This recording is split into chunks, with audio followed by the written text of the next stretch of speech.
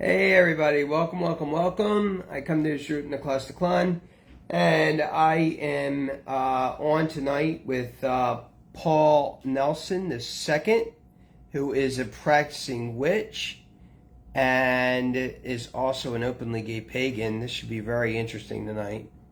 And we are going to talk about the ridiculousness of the LGBTQIA plus, whatever that means, community. And welcome everybody. It should be a good talk tonight, and we're going to bring them on in about 1 minute or two. It takes a while for people to actually see the videos actually playing. And I think you're really going to enjoy this talk tonight, and why more and more people, pagans, are leaving leftist ideology, and more importantly, especially gay pagans, why we're leaving the LGBTQIA plus, whatever that means, community. So we're going to have a great talk tonight. I'm going to bring him on as soon as he comes on. And we're going to talk about this because I think it's really, really, really important. So, let's wait a little bit. And, I want to see if I can get a poll going. Maybe I can't.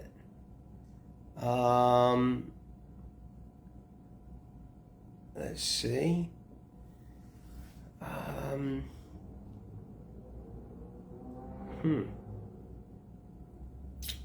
There we go. Paul, welcome. Sorry, my finger's in your face.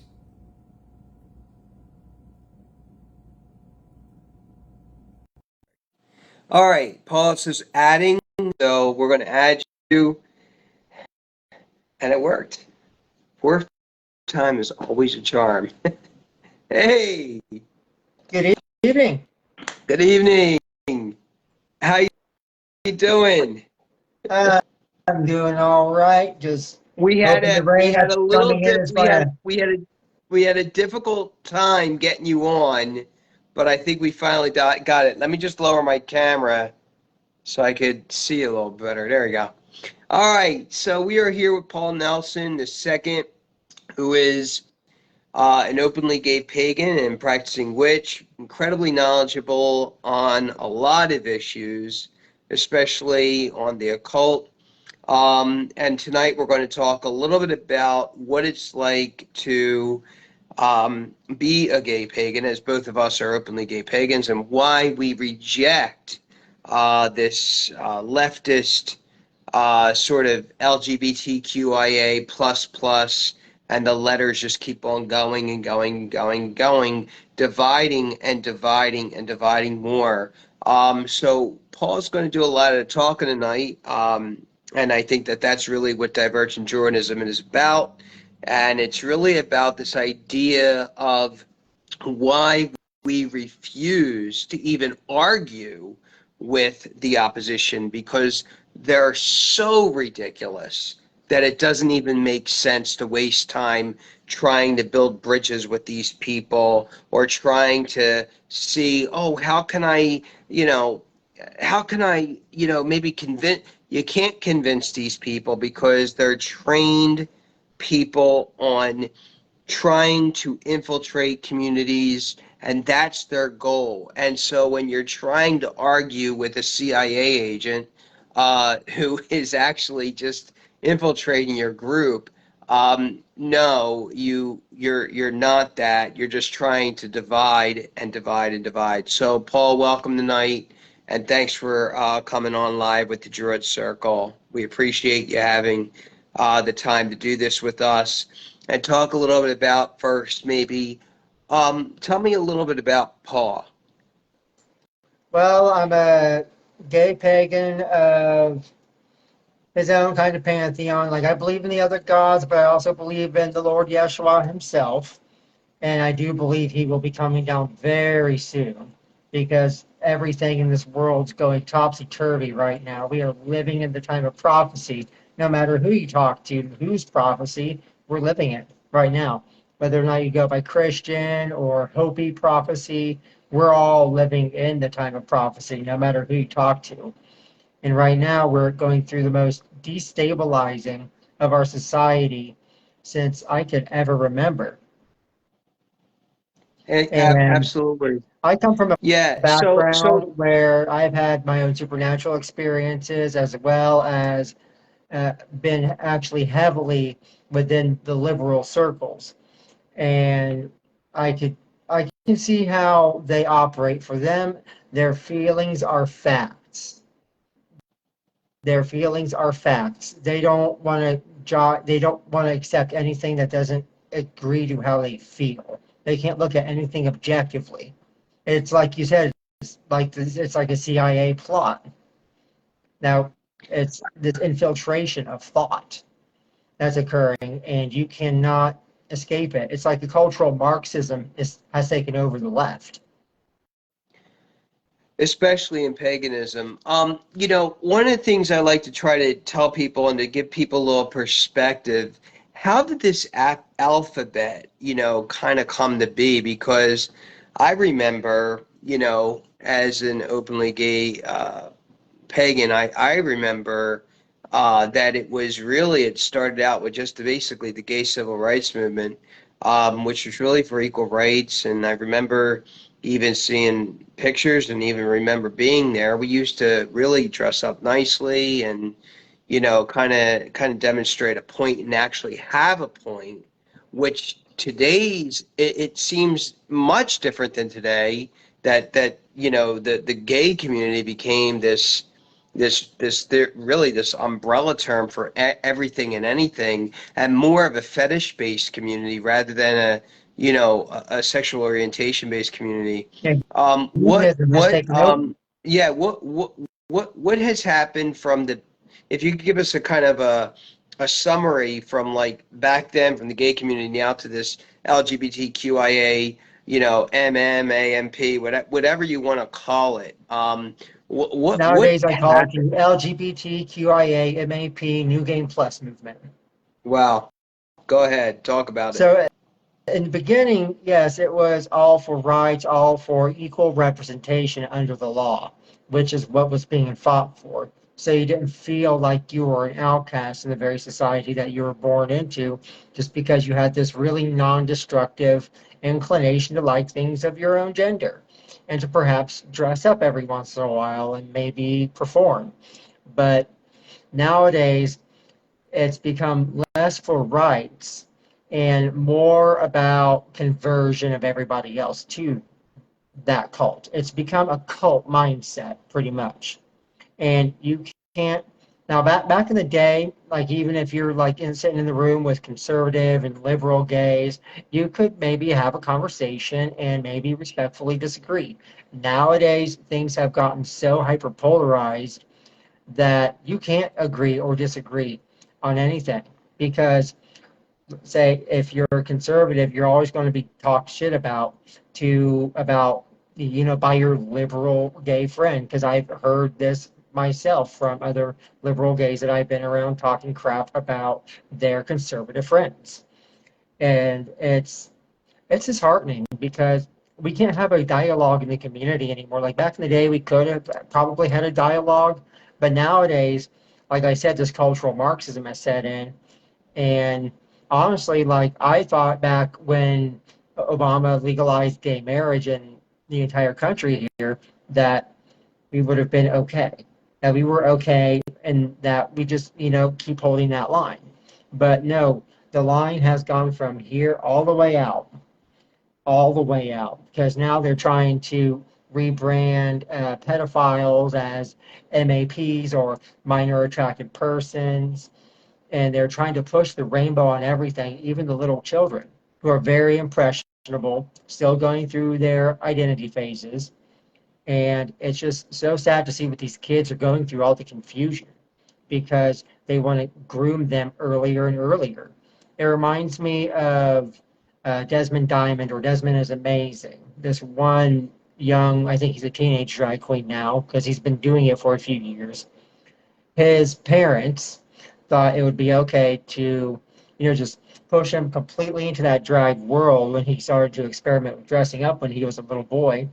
And so, like, when he was about 10 years old, he was getting drugged up and being put on live streams with the likes of Michael Alec of Party Monster fame.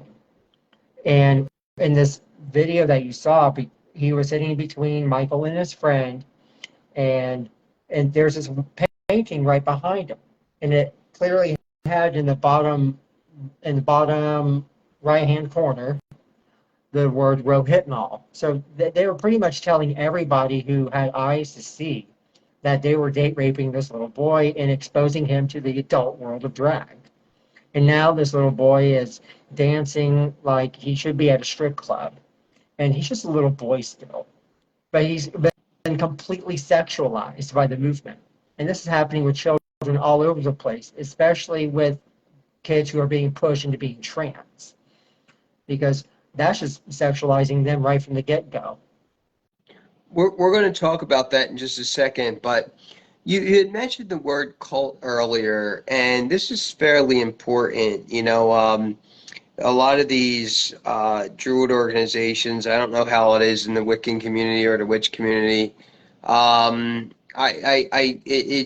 like a lot of these organizations, these Druid organizations, have really been pushing this trans agenda, and the focus has shifted not on gay men, not on lesbian women, but really on this idea that you can be whatever you want to be. I remember before we get into this idea of this cult thing, I remember when I was a kid and my mom telling me, you know, you could be anything you want to be. And I remember, oh, wow, all right, I could be a firefighter, I could be a plumber, I could be an engineer, I could be an astronaut, you know, and so these were very real things. These weren't and tangible things. These weren't something, and that you could actually have a smart goal to be like, yeah, this is really what I want to be in my life. I want to be an archaeologist.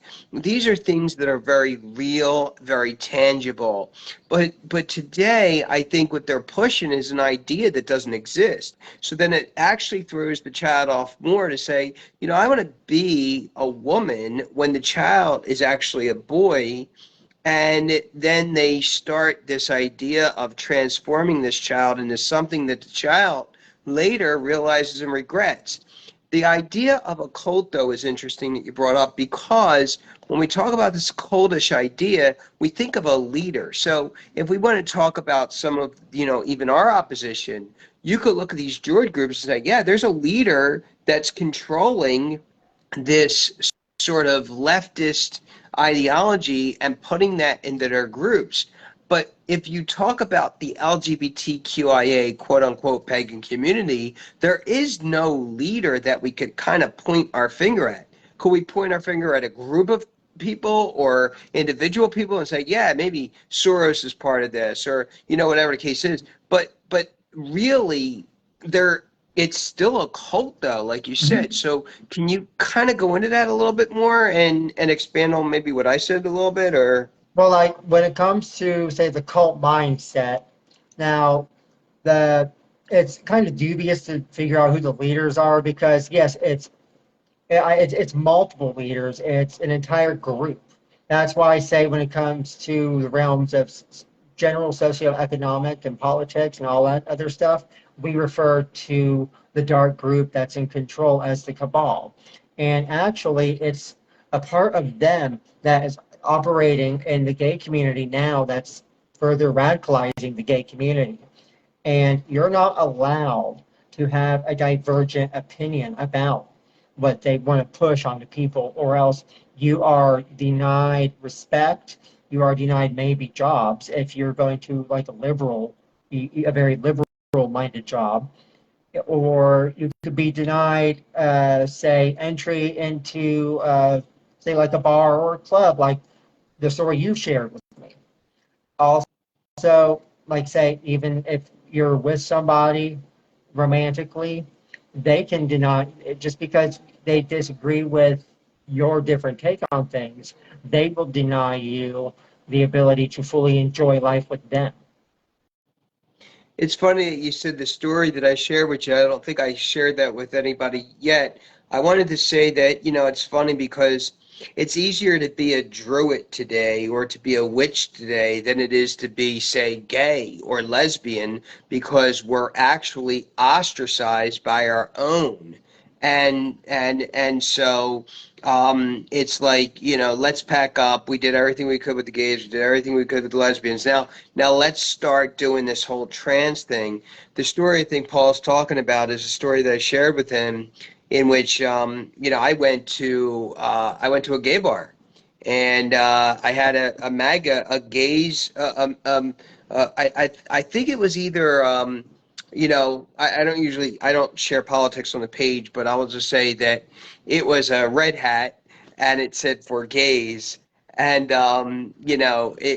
or gays for the MAGA or whatever it was, and they would not let me in the bar with the hat on. And then when I took it off, they said they didn't really want me in the bar at all. So as you could see, even gays, our own community, it's easier for me to have said that bouncer, oh, by the way, I'm a Druid. I would have been easily accepted. But the minute that you mention that you're not only just gay now, because even more, like I said, we're ostracized, but then conservative, now we're screwed. So that's an interesting story you brought up, and I hear this story over and over and over again. And these people that say that they're all for love is love, the love is love group, love is love is not love, because they're saying basically, well, I could love a dog and have, these sexual encounters with this dog, and that's quite all right. You're But the minute that overgeneralizing. you, right, it's insane. It really is. I mean, especially if I identify as a dog, or it's all about identity today, and everybody wants to jump in on this bandwagon, and it's dangerous territory. Like I said earlier, you can't argue with these people. You can't convince these people. You can't find common ground, as you know. That you can't, as much as you try to find that common ground, that because they're all either paid to do what they're doing, or they're from the people that are being paid. Those people are encouraging other people to believe this virus, and that's exactly what it is. And You just so, can't and you just can't so argue some with a people, virus, yeah, right? and just so some people keep their friend circle, they've got to conform to the certain set of beliefs, and they shouldn't deviate, or else they will lose their connections. And that's Yeah. really sad because like I said, you can't have an open dialogue with these people. You can't, just agree to disagree anymore. So in your knowledge, what do you know about, like we talked about this idea that the gay rights community became this LGQIA, whatever, LGBTQIA, whatever it is. I don't even know what the letters anymore are. I remember when it was really simple, I think I started getting really agitated at the idea that we had gay pride, right? And then we had black pride. And I'm like, why is this happening? And then we had Puerto Rican pride. And then all these prides are what eventually became Pride Month, Hmm. because Black Gay Pride was, I think, a week before June. Then you had the Gay Pride, which was for everybody. Then you had Puerto Rican Pride. I think that's when the community started. And I was looking at that, and I'm like, why do black people need their pride? Like, why do blacks need that, And they didn't. And I would talk to my black friends who were gay and were totally against that. They're like, wait, aren't we all gay? Shouldn't we all, like, be under the same umbrella? Do you see what I'm saying? Hmm. Can you expand on this idea of that separatism first? And then we're Well, going to get into the idea of the expansion into gender, which is, I think, money, I believe, and Kinsey. We could talk about that a little bit. well, When it comes to, let's just call it the alphabet community, what's going on is it's an ever widening umbrella that's, pretty, what's underneath the umbrella. It's a zoo. It's become a total zoo. You've got, all these, different pronouns. You've got all these different body types that vie for their own, niche, their own piece of the pie. You got your, flag for people who are significantly older or younger than them. You've got, all these different flags now that are taking over Pride, and all this chaotic zoo mess that's going on. And what that's actually doing is it's making the gay community more divided because you're drawing emphasis to certain things when it's, like life is a Baskin Robbins. We like our different flavors, but you know what? All them different flavors are represented equally inside the ice cream shop. But right now, it's just there's more exposure for certain flavors than others in the gay community. And right now, they're exposing the trans community more to the public than just regular people like you and me, like regular gays. We're not radical enough to make sensational headlines or to grab people's attention anymore. So what do? They've got to go for more and more extreme inclinations like turning kids trans or trying to legalize pedophilia. And And that's just exactly, I think Jessica just came on, Jessica Emerson Bauer. She's like, why do pedophiles deserve to be included in this LGBTQ? They don't, Jessica, and that's exactly what we're talking about. So do you want to go into at this point? I think it's appropriate to find out, at what point did this sexual orientation, which had nothing to do with children, that the sexual orientation then become this gender sort of fluid thing. Maybe we could talk about Kinsey and then talk about money if you want. well, it's the same force that's behind pedophilia. It's all about the corruption of, say, your spiritual energies. When you get a child confused about their gender and when you put them under all of the hormonal and physical mutilation, then what's going on is you've perverted their masculine and feminine energies. You've perverted that balance. That's why a lot of trans end up coming out later on in life as being either regretful of the decision or having lots of health issues because they're going against the flow of their own body and they require lots of upkeep to stay healthy. And say when it comes to pedophilia, how they're interrelated is these older perverts, they seek to corrupt the spirit of the child. They seek to cut the child off from innocence right then and there so that they're sexualized and more malleable for grooming. And that's exactly what the trans community is doing too, because say if they had their way, if it was the same in all 50 states here in this country, then they could pretty much lower age of consent laws to the age when these kids get these procedures done because they can argue that the child can make such a decision at that age. What other decisions can they make? And, Exactly. and when it comes to the ancient times, especially post-Atlantean cataclysm, what happened was all of these like Sumerian cults started to take over and say, back in Babylon, they would sacrifice children to the god Baal. They would straight up sacrifice children. And this mindset, evolved over thousands of years, became the current mindset of the liberal elite today. Except they seek to push it in a softer way because people didn't like the fact that, babies were getting killed on the spot in these ancient cultures. So they had to gradually like sweep that under the rug, start doing that in secret. And now that they want to start doing things like that in public again. They want to bring back the days of Babylon.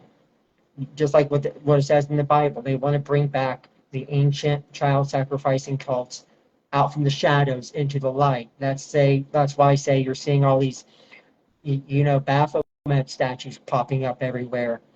And while at the same time, conservative Christians are being attacked. We talk about this idea that, the sacrifices, and also I'm sure experimentations on children have been going on for forever. And sort of now are just really being publicly admired instead of, publicly perversed.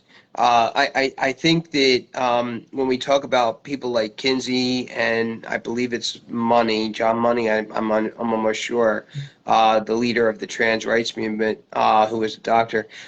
Kinsey wasn't even, they say that Kinsey was a sexologist. He was not.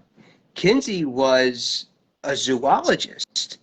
So how was it that these people, these doctors, so-called pseudo doctors who just did experimentations on children, how is it, and experimentations with people in jail, how is it that they became highly, idolized, which is basically a cult in the sense that we were talking about a little bit earlier?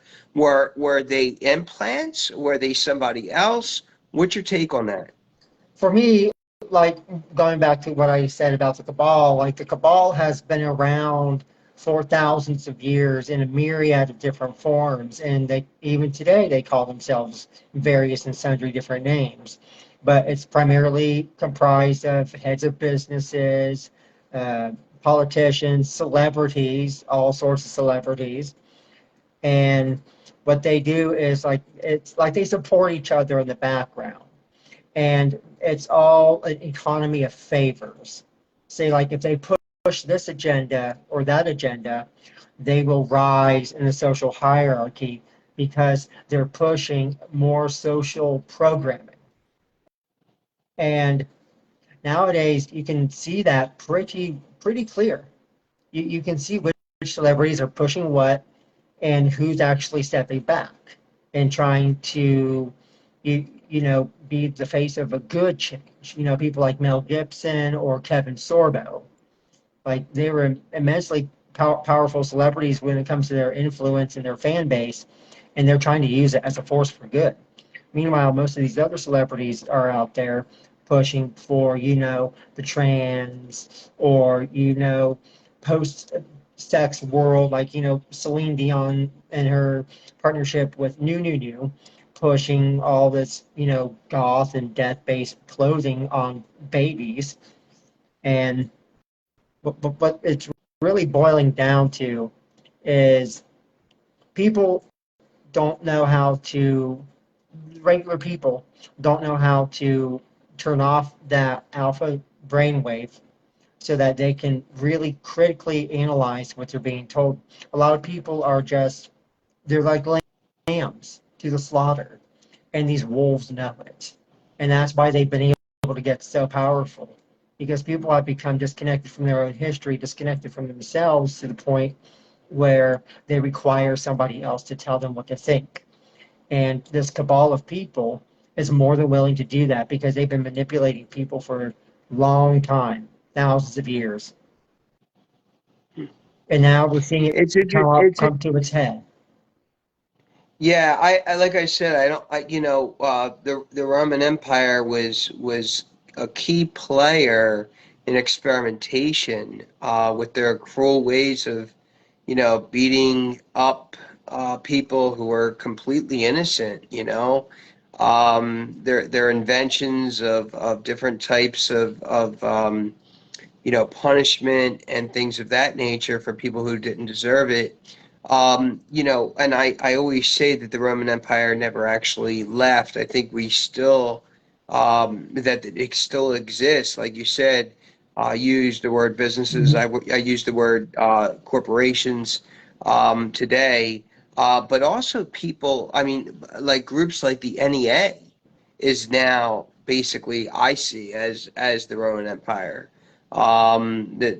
These teachers, because it's now in our schools, so they're now getting it. Well, it's one thing to get into the heads of college students, and we know that the brain doesn't actually fully develop until, I think, 22 and a half years old. And at 22 and a half years old, something happens to your brain where your brain is actually able to be like, you know what? I got it now. I'm formed, I'm fully developed. But about a year or two before that, your brain becomes even more vulnerable for information. Hence, I guess it's really interesting that that's kind of why we start college at 18, you know, And that's why 19, you get because into a we're more fraternity and malleable, sorority. you know. But That's go why ahead. you get into these fraternities and sororities, because it gives you that cult mindset, and gives you it gives you the basic structural framework for what you're going to go through later on in life. Also, in colleges, they're always advertising people, partying it up in college when it comes to the movies and shows and everything else like that. So they know that these people, college students, are in a very, very impressionable state, and that's why they're pushing all this liberal programming, all of this MAP programming, and all this cult-like programming onto them, even in medical schools now, especially in the post-COVID age, because we were seeing a cult mindset even with the coronavirus coming out. Like, I saw more liberals, and especially in the gay community, getting vaccinated than any other group of people, because they were the ones who were to buy into it hook, line, and sinker and push it on to everybody else. Mm. And I remember I was with David Hill, who sings for the Cincinnati Men's Chorus, and say back in the day, if he chose to go back any earlier, like, before we broke up, to the chorus and, start singing in their concerts, I would not have been allowed in because I was unvaccinated. Mm. So that's a double whammy. If you're an unvaccinated conservative, they don't want you, because that means you're pure. You're more pure. Well, yet, that's an interesting point. You're right. So the farther you move away from leftist ideology, the purer you are, and the stronger you are. You see what I'm saying? And the more So discerning you are. so right, right, and the more independent of thought you have, rather than this new mindset, which it's funny because if you look at the hippies back in the 60s, right, a lot of them talked about similar things. They would say that, like some neo pagans would say, well, the idea of white energy and black energy, or light energy and dark energy, that's all about really the struggle of black people that have been oppressed for years. And let's keep in mind that some of us have faced more opposition than others, but to start taking the occult and magic and things of that nature, and making them into say maybe a political agenda. I don't think that's necessarily okay. We're basically creating new egregores. And that's something that, really, I mean, the hippies of the 60s would be considered ultra conservative today. Not even not even close to anything that this leftist animal is doing. Because they, like, in the left, it's anything goes. It's anything goes to them. They want to live by no rules. They want to rewrite the rules the way they want them to be written. That's what. History. And if you notice, it's a lot more of the liberals who want to come after your guns as well. Because if you don't have the guns, then you can't defend yourself against a tyrannical regime in the future that might be pushing on some very unsavory laws. So it's all this one big conglomeration, and and especially since say, Biden became president, we're seeing it flat out on its face with the destruction of our country. And say you go to more liberally ran places like Oregon or California, you've got people wanting to jump ship. Say in California, what's going on, say in San Francisco, they have a poop tracker app, kind of like what Waze is for cars. There's this track for, marking off the spots on the map where people have publicly defecated. It is so bad there. And it's about as bad in Portland, Oregon as well, where they in recent history just legalized methamphetamine abuse. And if you look at a bunch of, say, liberally ran cities, there's crime afoot. There's lots of crime. Say, here in Columbus, Ohio, there's something happening all the time. Someone's getting shot up somewhere. Sad. And they want to make it easier on criminals, yet for people who have truly good intentions in life and who don't want to buy into the cultural programming that's going on, they want to punish you because you're not, following the current thing. You're not getting that vaccine. You're not for the war in Ukraine. You're not for the ever-expanding definition of what the alphabet is. You're not for this. You're not for that. And they want to push it as a progressive kind of policy, but actually these policies are regressing us to the point where we're losing our logic and sense of, or just north, south, east, and west when it comes to morality even. We're losing it. Our compass. Mm-hmm. You've completely lost We talk in the title, it talks about sanity. And we're really living in the age of insanity. And so when, people like you and I and others like who are on the Druid Circle, when we, and even in OCAB, which is our Druid order, where a lot of this stuff isn't even pushed. I mean, we even barely have dogma in our order. It's more of a methodology and a style in which we commune rather than, what we believe in. But I think it's very interesting that we would talk about this insanity, and we talked a lot about the corporeal effects of this insanity. The gender mutilation, the experimentation with children. The idea that these teachers are confusing the hell out of our kids. But, one of the things I talk about heavily on the Druid Circle is, and even teach in the religious order, our religious order, which is the Druid Order of Blessed, BLEST, Stone and Wood. One of the things I talk about most is this idea that that the Druids would have believed not in St. Augustine's mind, body, and soul, but that there would be actually the body would be kind of separate, more like a vessel, and it would be carrying the heart, soul, mind, and spirit. So there's the tetrachonomy, the four. How do you think this insanity is attacking our non-corporeal self? Well, go by the one phrase, as above, so below.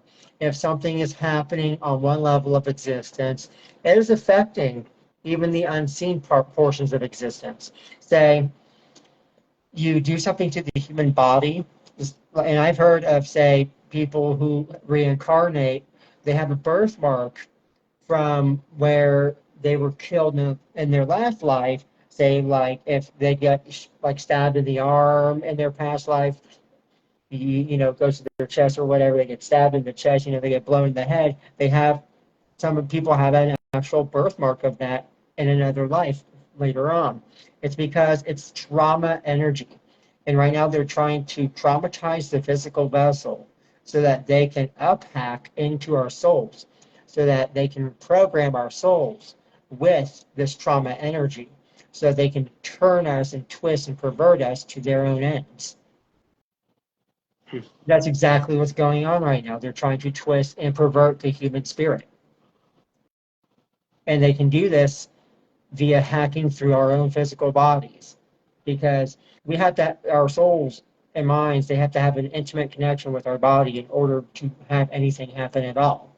And so they take advantage of this connection, and so they will program the soul through the body. And that's exactly what's going on, especially with these children, because they're not going to be able to grow up like normal people, because they've been tranced at such an early age. And I think at least 42% of all trans individuals have committed suicide or tried to. I'm not saying all 42% succeeded, but 42% did try.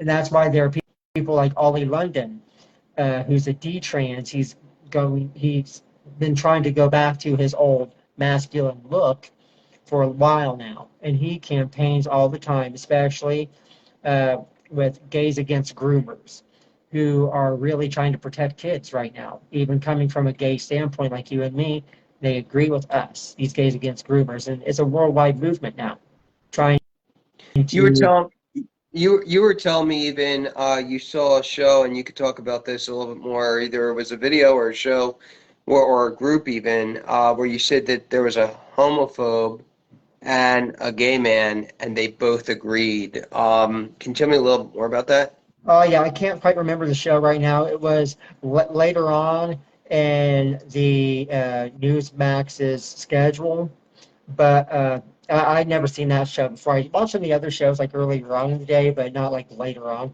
toward the night, because that's usually when I'm watching my shows or playing my games. So I'm watching this show, and I can't remember what the name of it to save my life is.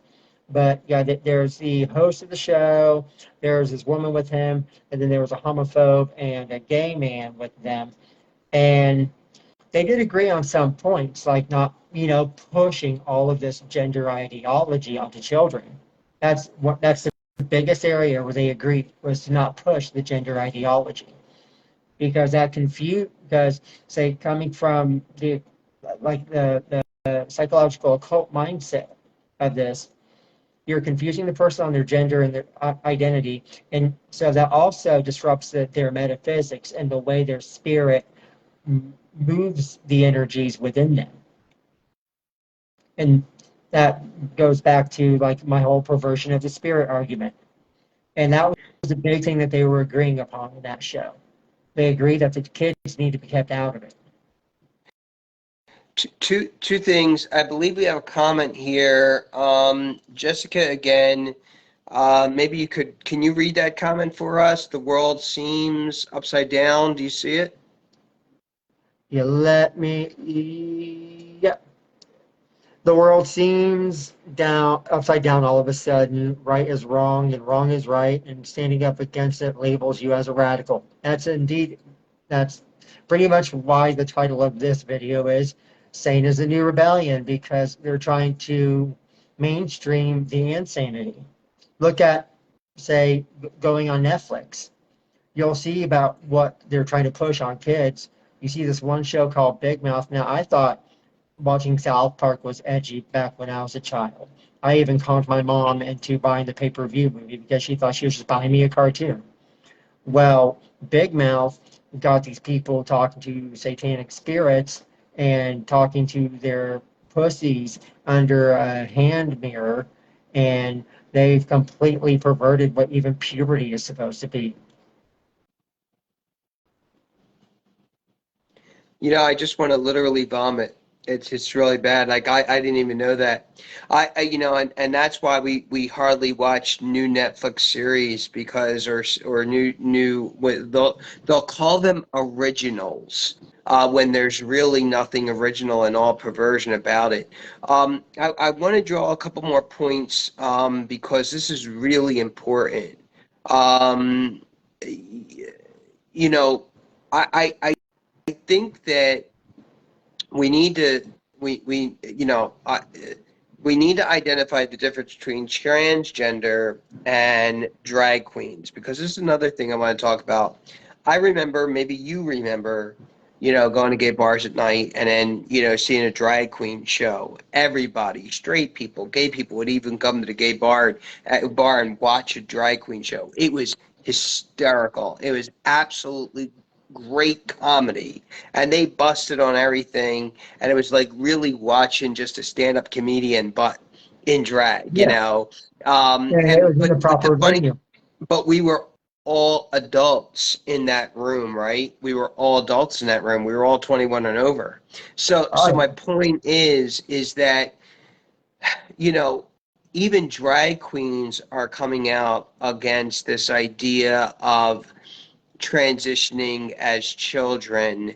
A lot of them are even against Drag Queen Story Hour, where we're really pushing this label to children in libraries when they're really supposed to be learning about different stories that made our world great, and from all the lands around us. Especially most of those stories are all based on old pagan stories, and old pagan heroes and old pagan villains. And Mhm. today we watch these shows, and the villain is now the hero, and the hero is now the villain. So the child's like, well, who the hell's right?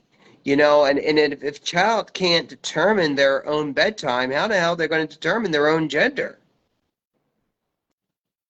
That's why these forces out there want to give more agency to these children so that the children will be seen as more adult and more acceptable to play with and mold and exploit. Um, WEF, we have Druid Vortex on. WEF said, you will have nothing and be happy. I think that's the World Economic Forum, Yep. WEF. I think that's what that is. And the World Um, Economic Forum is pretty much, it's near the top of this cabal that's pushing everything upon us. mhm. A bunch of people are who are in entertainment or businesses who are pushing this upon people. They're going on what's called ESG, or economic social governance, which is actually taken over even Kroger. As far as I'm concerned, it's taken over so many different businesses, and it's these shareholders and these top minds of the economic world, so to speak. They're trying to push a social economic change through corporate policies, completely circumventing the law of the land. And that's how they push their changes, is through places like the World Economic Forum and the UN, and now NATO with its destabilization and moving closer to Russia, which is one of the things that was against the agreement when NATO was formed in the first place. Then trying to get Ukraine in underneath their umbrella. They're right on the border with Russia, and that's seen as aggression. And that's not what NATO was designed to do. And When so, the Ukrainian leaders are really the Nazis. yeah, like they did over there, they did have a democratically elected government, but then forces from the U.S. got involved, I think, during the Obama administration, Oh, yeah. and deposed that president over there, installed Zelensky, of all people. And then under Zelensky's rule, uh, they had 26 running US-backed biolabs working on pathogens. And if you look, all sorts of US pharmaceutical companies are operating within Ukraine. And the neo-Nazi movement is flourishing over there. It's absolutely flourishing. So I don't blame Putin for wanting to launch a preemptive strike, because he probably got intelligence through the Kremlin that they were going to launch an attack on his entire people. They have enough biological warfare capability in Ukraine alone to launch such an attack now. And that's why he's trying to decimate the place. If the truth Sam, came out about Ukraine, if everybody would accept the actual truth about the war in Ukraine, this would end overnight. But no, us over here in the West want to keep on pushing for this war so that we can take out the big bad bear in the north. Let's get to the next comment. Samuel Brito, I'm glad to see this. I think the T, I guess he means transgender, using the T because obviously he doesn't want to get flagged instead of the word, is making LGB look ridiculous, meaning the lesbian, gay, and bi community, which we were all happy under. And he points out a very important point, and I think we should also point this out and acknowledge this. He says, I think the T, not all T's in parentheses, is making it look ridiculous. I don't like me and you can't say all gays, Yeah. you know, all gay pagans. We can't also say all T's, all transgender, because there's a lot of transgender people out there. Other than cis, which is like me and you. The difference, guys, is that the cis community are people who have their parts and keep their parts and know who they are. Whereas the trans community are those who want to transition 9 times out of 10 into the binary, right? Mm-hmm. So now this idea of binary is disappearing and non-binary starts coming in. This does 2 major things, because I know a lot of trans people who are very happy getting an operation. They're in the age of consent. They know what they're doing. They're fine. They're happy. That's fine. Let them do what they want to do. But the point is, we're now taking it even outside of binary, where a man doesn't want to transition into a woman, and a woman doesn't want to transition into a man, but a man wants to transition into something that they don't even know what it is, and the woman wants to transition into something that they don't know what it is. That's basically saying non-binary. You know, you can't actually get it. It's this whole 53 different pronouns. This 112, Paul. 112 now. Wow. Yeah. Utter confusion, and all this gender confusion further devaluates what is the masculine and the feminine that is within us all.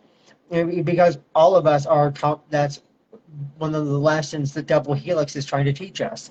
We all have strings of masculine and feminine energy going through us, and we cannot deny it. Like, there are some people claiming that I'm not a man, I'm not a woman, I'm a unicorn, or I'm a transformer. And this is just codifying mental illness into our society. It's having an identity disorder the haute couture.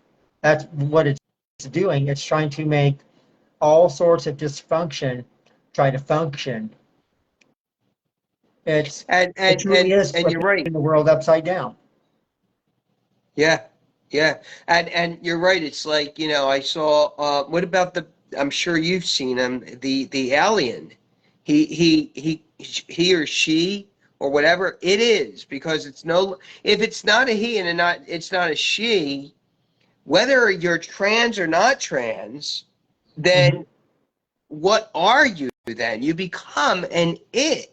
And I hate to use that, but it is true. If an alien doesn't have gender, we don't know what it is, then it becomes it. You know, and then you say, well, it's alien gender. Or a guy that actually dresses up as a doll and wears a plastic bodysuit and says, I'm doll gender. You know, or, I mean, what is this? The idea of then the divine feminine and the divine masculine, then it erases that sacredness. It erases it. Yes, indeed, it does. Because it gets the person trapped into an identity disorder, and they're not utilizing the energies that they were born with. They're utilizing an energy of perversion, pretty much. Their energies have been completely perverted, and so their perception of themselves in the world is completely perverted. And it's sad that all of this is being allowed to go on. Like, there seems to be definite infiltration in both the medical and the psychological communities that's been allowing this to go on for so long. Like, back in the, say, even 10 years ago, a gender affirming clinic for a child would have been something of a new topic. But now you look at the map today, and you've got them all over the place. And so right now, that's what they're trying to do. They're trying to just completely disconnect us from ourselves. Because if we're disconnected from ourselves, then something else can connect with us and dictate our actions and dictate our history. We have become so unaware as a collective, yet a small part of us, like you and me, we're trying to shake the collective, trying to get them to wake up. But a lot of the collective is still unaware. They're trying to sleep in this illusion because they become so enamored to it. And now the illusion is becoming something of like an H.P. Lovecraft, H.R. Geiger mess. It's just become so cattywampus. We got a couple more. Well, somebody. It's I can't if it's FWAS Paul Michelle. I can't. Do you see that name, or is it FWAE? Way. Way. All right. I guess the W may be silent. They said exactly. They must have agreed with something you said. Druid Vortex is saying that my pronoun is millionaire. I demand everyone address me as such. You can always leave it to Vortex to leave a good comment like that. So, but what Vortex makes a great, makes a great point. This idea that, we can identify as anything we want, even if we aren't. Yet, people who are in those white and gold collar classes, like, say, the Supreme Court justice who doesn't even know what a woman is, how in the hell are they even going to read legal terms and how are they going to read cases, and how are they going to do that? We got it right. Yay. Cool. All right. So the person that we named FWAE, and then I think it was Fue, said we were correct in saying that. So thank you, Fue. We appreciate that. But how they even going to read cases. So basically, what's end up what it is this distress. I think we are in. I think we as a nation are under distress. The United States is under distress, chiefly, but other states. I mean, other countries are also facing this as nations as well, and it's sad because especially Europe, which is so old, has gone through this culture shock, and they The don't know EU, how to accept it. yeah, the EU has been breaking down for years now, especially since they started letting in all the migrants in from the Middle East, completely walk all over the people. And I've seen videos of how these people behave when they get over there. They have these rape gangs that will be active during broad daylight at high noon. Say what happens is in some of these countries, what's going on with these migrants is they'll find somebody who's from that country, or hell, even a weak member of one of their own, and say you'll have the perpetrators and the victims right here in the middle doing their thing. Then you have like a circle of people looking at them. Maybe some of them are participating, but they're mostly observing. But then you'll have this circle of people on the outside trying to keep everybody else away from intervening in what's going on in the middle. And this is happening in broad daylight in Europe. Like, European values have completely gone away. And that's one of the reasons, say, why the UK voted to, get out of the EU. And that's why you're seeing a bunch of top brass in the EU, like Angela Merkel of Germany, stepping down and trying to hand over their torch to somebody else before, the shit hits the fan later on. Because now you've got this migrant wave taking over Europe, and European countries are going into debt big time because, these people aren't even trying to get jobs. And countries that were already having a hard time before, like Greece, who was going to default, well, now it's just gotten even worse. The strain on the system has reached its maximum, and it's causing nothing but a downward spiral of entropy. And yet you've got these people from Europe who want to push their policies upon the rest of the Western world. And we're just not having it. You're right, and it's so sad, and I think that it's something that we need to, kind of, as people, what would you say if we, since we're getting ready to end soon, what would you say to the sane people out there? What words of wisdom, as a witch, would you say to these sane people out there? Maybe spiritually, metaphorically, any advice you could give them to be like, how does one continue in this same world? Because even myself, I look at myself and I say, you know what? Sometimes I'm not even able to handle it, because I remember even, like I said, when I was younger, I would go to gay clubs and things were even easier back then. But as gay pagans, I mean, how do we, part of this sane collective, how do we deal with all this? And what advice would you give to people who just want to give up at this point? Well, for people like us, like uh, learn the language of symbols, like that's part of what we do anyway. We've got to keep up learning our language of symbols, because symbols are around us all the time and they communicate so much with so little. And brush up on your metaphysics, because that's part of how I got out of the whole liberal mindset, is because when you research metaphysics, you will get, it's one of the keys to understanding everything that's going on. Because right now, what we're going through down here on this level of reality is a spiritual war. It's very physical, very visceral, but it's ultimately a spiritual war that's going on. And it's a war on our spirits, on our minds, on everything. So learning the metaphysics will help, and definitely try to learn about, say, your local politicians and, say, state, federal. Just learn what their history was and go into alternative histories.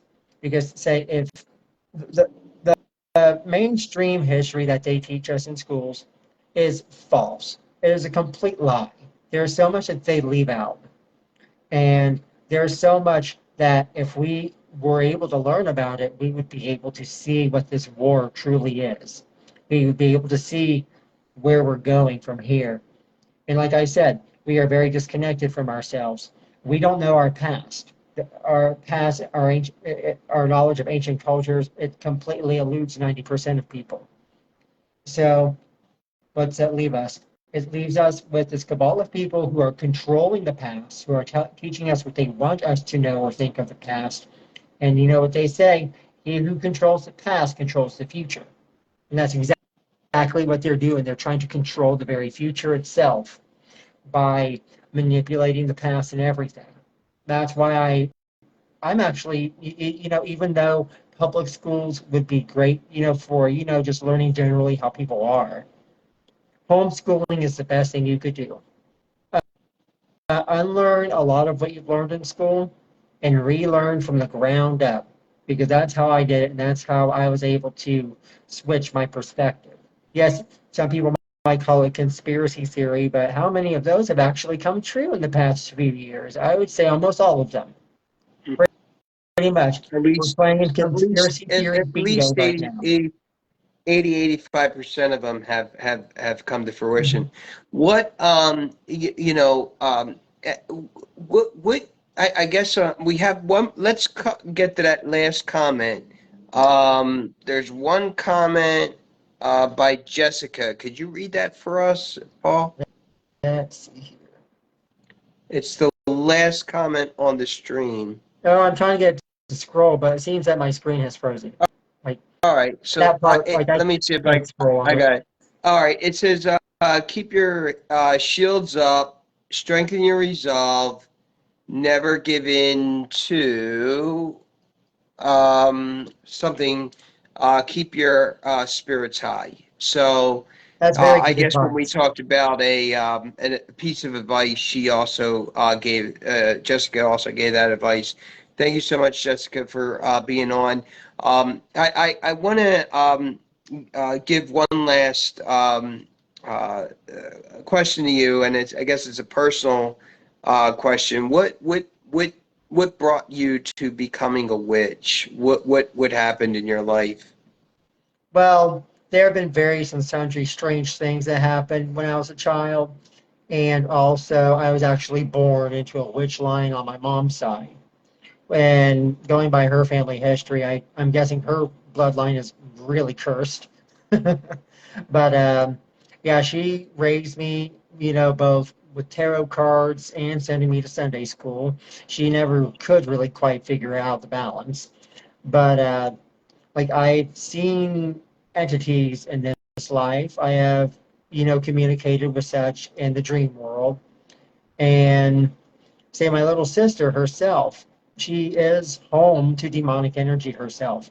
She's only like a few years younger than me, but when she was a toddler, she was able to say throw a chair across the room, speak in tongues. She acted like she was 100% possessed. Like she Hmm. would even run her head against the wall over and over again. And unfortunately, through our mother, this behavior did not get any better because my mother would lose her temper a lot and just smack the living hell out of my little sister. And my mom actually gave her up when my little sister was only 8. And so my little sister didn't get the spiritual counseling she needed. And she is actually one of like the strongest, girls of her stature that I've ever heard of. But it's like she's petite, more petite than I am, but she could still take on 3 grown police officers. She is that strong. So Hmm. the demonic energy is very heavy in my family. And for a little while, one of our passed away family friends appeared to me as a guardian in the form of a shadow. She'd be like the little shadow that, protected me. But I lost my ability to communicate with her. And I think she is here, but she, communicates to me nowadays, just by like turning off a random street light or turning it on as I'm walking by. And like I've had little glimpses of the future that would end up becoming true. Back in the day, I was trying to experiment with telekinesis, but I didn't get very far with it. I was only able to move a glass Coca can, just a bit of a wobble, before my concentration was broken. I wasn't really able to develop my gifts, even though my mother, she already had full control over her gifts. She just didn't know how to use them. Unfortunately, my own mother is a demonic portal in and of herself. So through her, our family was put through jeopardy. We were put through so much unstable living. I can't tell you how many homes we lived in over the years. And it was through her that groomers got to me and my little sister. Like they were trying to sexualize us, my own brother's friends. And Hmm. so they got to both of us, and it really screwed us up. And I think when she was born, her, her just being in this world was also acting as a demonic portal in and of herself. Because my uncle Eddie had warned my mother not to have my sister. Because my little sister would, be a demon in the flesh pretty much. And that's pretty much what she has been. And no one tried to help her when she could have been helped. She was only taken more and more advantage of. She could have come toward the light, but she still struggles. And unfortunately, we don't talk these days because she prefers the company of drug addicts and other hood rats who aren't really trying to make themselves into better people, who just try to enable their addictions and all sorts of other tomfoolery. That's why I keep to myself mostly anymore. I try to stay out of all that drama. Because unfortunately, And people and like and me and others who are like in my soul group, we have had to heavily like demonic intercession. If it's not directly at us, it is through the people in our lives that throw us off of our prescribed timelines. so so being a witch has helped you deal with all this. It has. It really has. Hmm. Because it helps empower the spirit. It really does, especially if you do research the metaphysics and how the different planes of existence operate. Thankfully, I know that no matter what happens here, there's always another place that I can go, and there's always a sanctuary, and that in some form or fashion, I can return to carrying on the mission.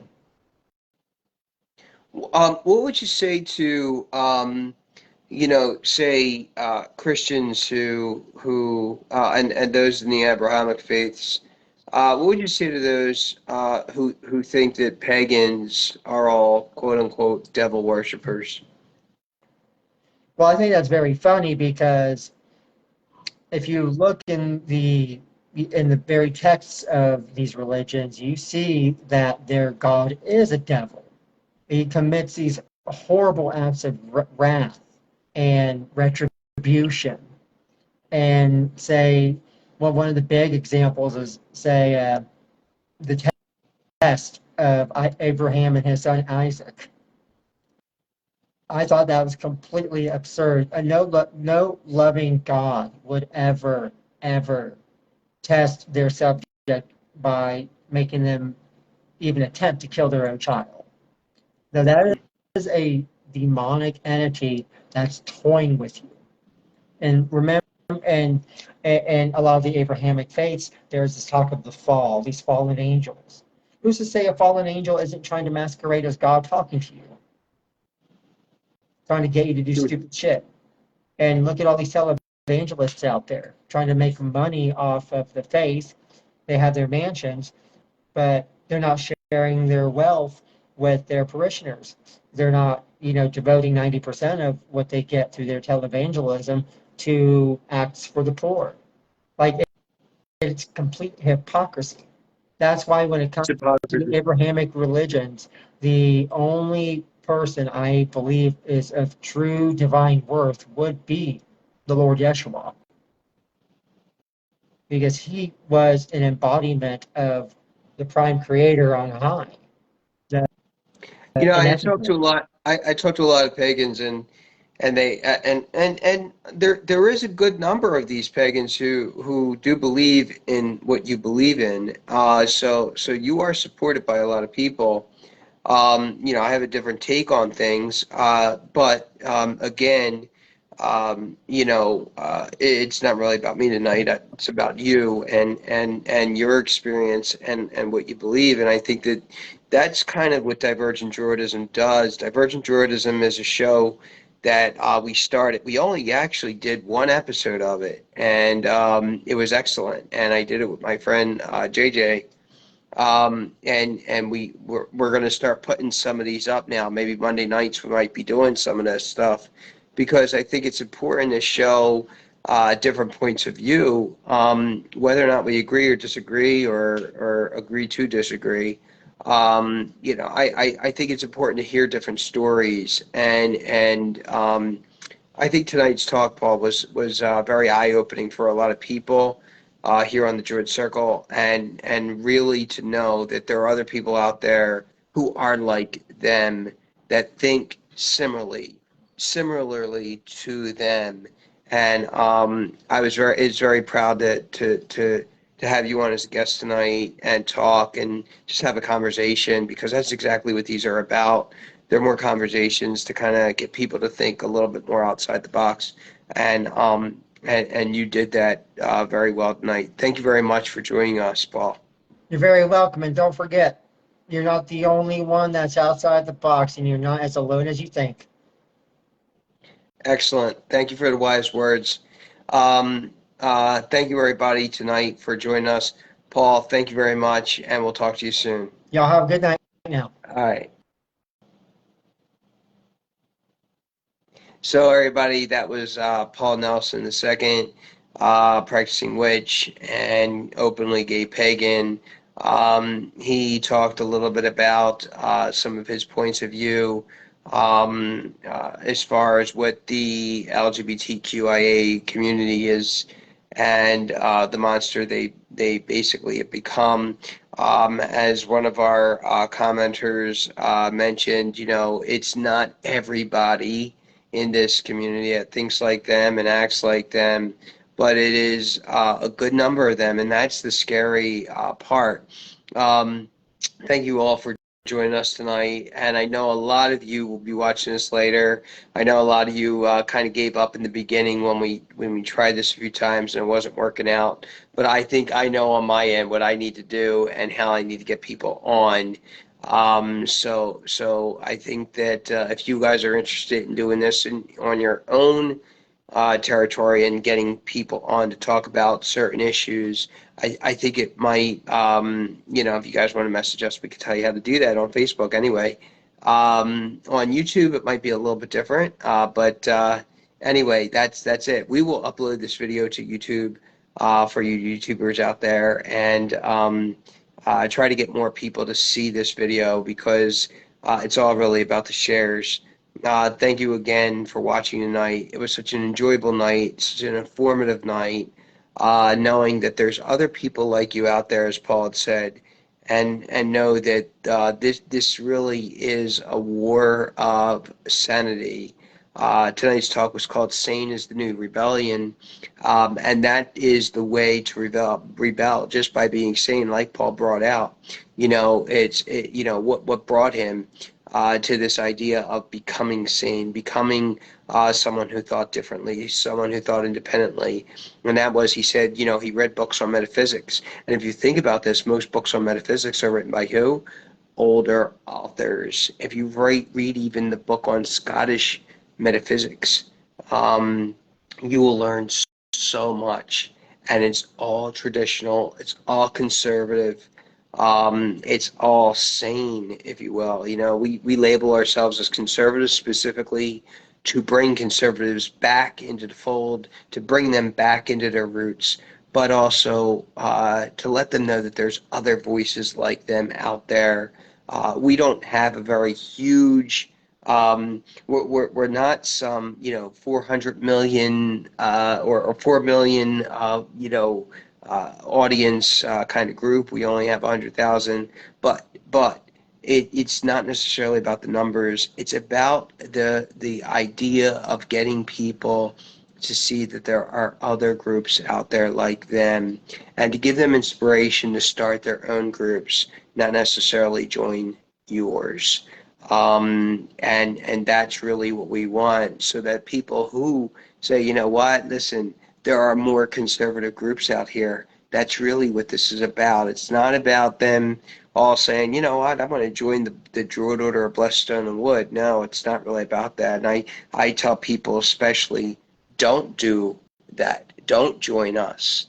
You know, we only have 20 priests, so you know it's not a lot. And those priests in training are still in training, ready to start their own groups in different parts of this country.